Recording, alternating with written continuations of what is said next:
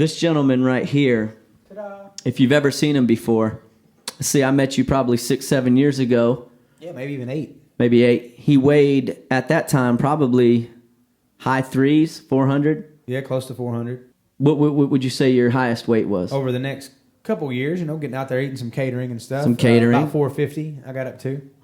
450 pounds. 450. So, Big Vinny gets up to 450 pounds, and life has to change. Back in February, I was diagnosed with type 2 diabetes, and I'd always been cool with being the big guy. I'd always been okay with it. I was the big funny fat guy that danced, and everybody loved it, and I had plenty of confidence, and I always had the pretty girl and all this stuff. So I didn't have the normal kind of challenges that a lot of bigger guys have.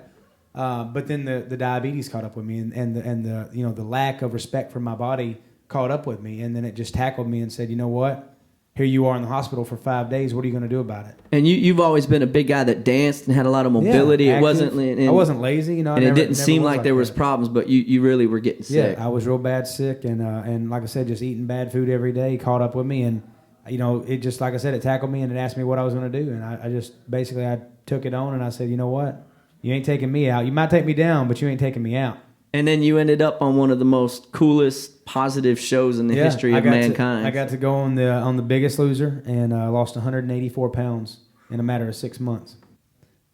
Amazing, most amazing journey in my life, and it saved my life. It didn't just change my life, but it saved my life. He looks like a totally different guy, and he was gone for almost 6 months. We couldn't tour. We kind of had to put things on hold for a while. But while he was gone, I started thinking about everything that he must be going through. We couldn't communicate. I mean, he couldn't even communicate with his girlfriend, now fiance. I mean, it was no cell phones, no internet, no pigeons with notes, no little airplanes with banners, nothing.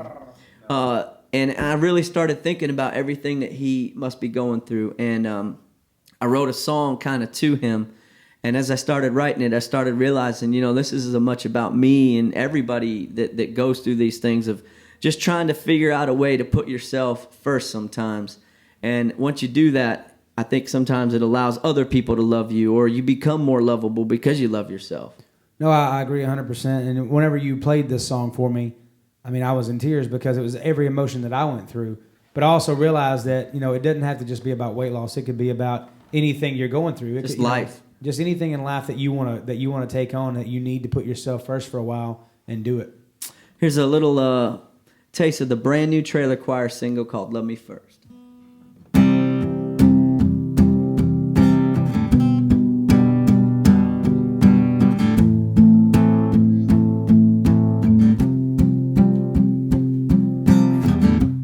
Got a story if you got a minute, but don't worry, it's got a happy ending and you're in it. It took a long time for me to say it. I'm afraid it made me scared. I couldn't take it, but I can now. I can face it. Who I am is who I am. The only thing that I can be is who I am. If I'm ever gonna fly, if I'm ever gonna live this life, if I'm ever gonna know what it means for somebody else to ever really love me so much it hurts, I gotta love me first.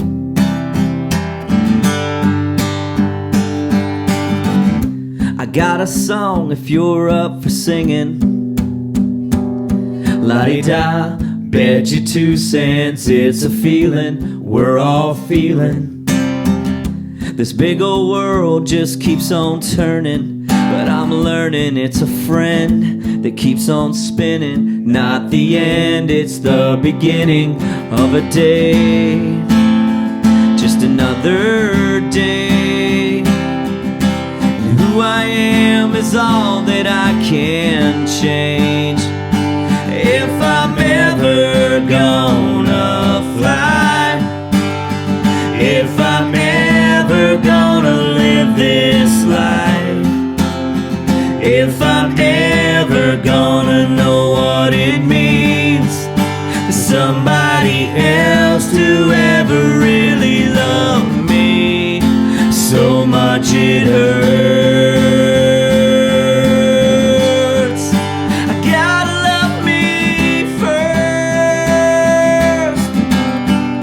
I gotta love me first. If I'm ever gonna love you, ever gonna love you, ever gonna love you, I gotta love me first.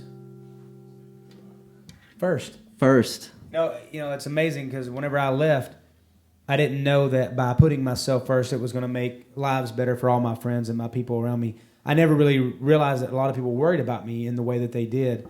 But Lori, my fiance, said to me when I left, she's like, you know, I was like, I feel selfish leaving you for this whole summer and not being around and not being there for, you know, just little things. And she said, well, if this 4 months will give us 30 more years together, I'd trade it in every day. I know for me, man, I didn't ever worry about you, and I don't now. It's something I've never seen before in my life. I mean, I've been your buddy for years, and I love you just the same, but I've never seen somebody take on a challenge. And you know, there's been so many people on that show and in life that have overcome tons of things, and there's great stories out there. But this is my first time to ever be this close to somebody that's taken on something like this. And you know, this song, Love Me First, and his story, it's just something that I've never experienced. So it's been real fun to see, man. Good job, buddy. Thank you, brother.